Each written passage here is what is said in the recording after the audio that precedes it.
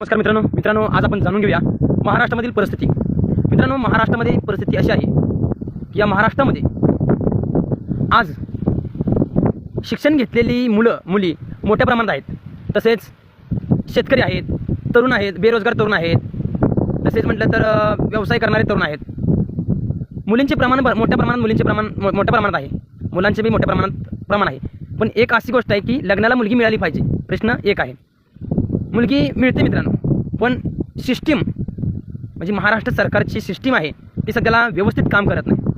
ती व्यवस्थित काम करण्यासाठी एक योजना माझ्या डोक्यात आहे। ती योजना मी तुम्हाला सांगत आहे। फक्त ती योजना महाराष्ट्रामध्ये चालली पाहिजे। ती चालली तर महाराष्ट्रातील शेतकरी असेल, बेरोजगार असेल, व्यवसाय करणारा असेल, नोकरी करणारा असेल, ज्यांना शेती अर्धा एकर 4 एकर असेल, पण मुलींची वाढती अपेक्षा आहे। मुलींना मोठ्या प्रमाणात उच्च शिक्षण घेण्याची सरकारी स्कीम आहेत, तशी मुलांनाच कोणती स्कीम नाही आहे। लाडका भाऊ होता ते बी नाही आहे।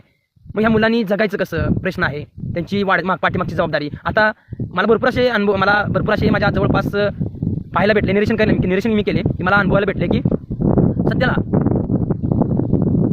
मुलाला मुलगी मिळत नाही, लग्नाला मुलगी मिळत नाही। 10 एकर शेती आहे पण लग्नाला मुलगी मिळत नाही। निश्चित शेती असल्यावर मुलगी मिळत नाही। तर मुलांच्या आईबापाची अपेक्षा आहे की पुणे शहरामध्ये मुलींच्या आईबापांची अपेक्षा असते की पुणे मुंबईमध्ये असायला पाहिजे, 10 एकर 20 एकर जमीन पाहिजे, सरकारी नोकरी पाहिजे, शेत असून सरकारी नोकरी पाहिजे। तर माझे एक महाराष्ट्र सरकारला एक विनंती आहे, महाराष्ट्रामध्ये मुलींचे प्रमाण जास्त आहे, मुलांचेही प्रमाण जास्त आहे। फक्त मुलांची जबाबदारी असल्यामुळे मुलांना जास्त उच्च शिक्षण घेता येत नाही, त्यामुळे लग्नाला मुलगी मिळत नाही। शेतकरी मुलांना, खाजगी नोकरी करणारा मुलांना लग्नाला मुलगी भेटत नाही। तर लग्नाला मुलगी मिळण्यासाठी सरकारनं एक अंमलबजावणी केली, एक नियम, एक अनुदान सुरू केले पाहिजे। जी मुलगी, मी काय म्हणतो लक्षात द्या, जी मुलगी शेतकऱ्याबरोबर लग्न करेल, ज्या खाजगी नोकरी आहे अशा मुलाबरोबर लग्न